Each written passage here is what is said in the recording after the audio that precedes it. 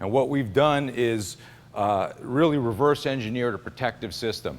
Our thesis statement for the SPEAR system is this, real simple.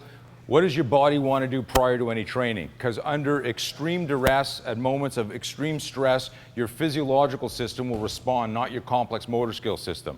That is why in sudden, dangerous ambushes, what you'll see is in the law enforcement community, most cops will miss the first couple of shots in a gunfight. And I always differentiate between this. We've got a lot of cops and soldiers here. Most people miss their first shot except for a sniper. And the only reason a sniper doesn't miss is because he's nowhere near the bad guy at the time of the shot. And so when the stress is this close, your physiological system overrides. Now, this isn't my opinion. This is neurosciences.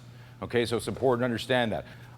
You know, there was a lot of theoretical concepts in fighting, and then the UFC came along, and fighting changed forever, right? Because a lot of the stuff just didn't work. Even in the jiu-jitsu game, and I'm a big fan of grappling, there's hundreds and hundreds of techniques, but in a force-and-force altercation, there's 3 or 4 that you can rely on if you've got the balls and the brains to stay calm. Okay? A lot of people make the mistake of believing that the trademark is the truth. So they look at somebody who's genetically gifted, he wins using a certain style, and then everyone runs to learn that. Okay? John Hackelman said something very true. He said, it doesn't matter what direction you hit with your fist as long as you hit the guy and it works for you.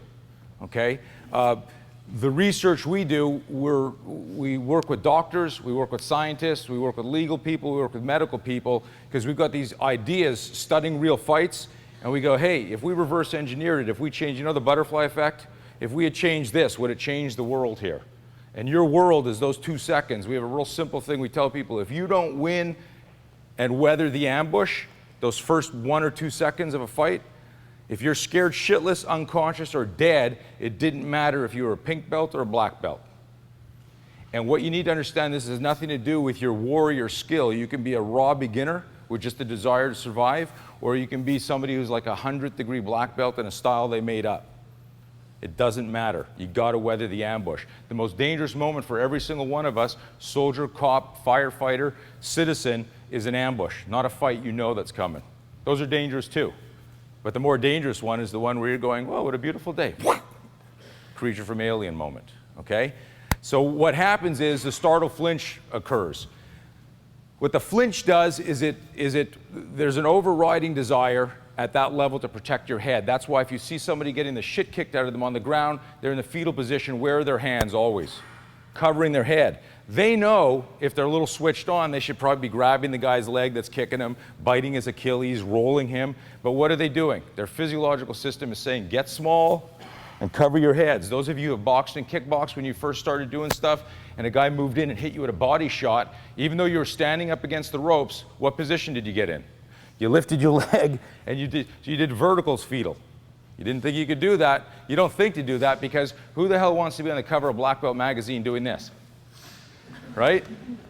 You look like shit, but your physiological system doesn't care. It's just saying, hey, let's go into survival mode. Does that make sense? So what we did is this, looking at forensics, people who lost knife fights, gun fights, people who forgot to put their seatbelt on, and you always see trauma on the hands and the forearms. And what we realize is at unbelievable speeds, your hand will come up before a knife can hit you in the throat, before a bullet can hit you in the face, before that windshield can hit you. There's always trauma on the hands. So nobody goes through the car windshield like this. I'm in a car accident, shit. You know, always they get the hands up at lightning speeds. So what we're going to do is we did a whole bunch of research and started to pare this down into real simple terms of understanding proper biomechanics and the relationship between extensor muscle and flexor. Okay, and that's what we're going to get into after I do this next little block. Does anyone have any questions yet?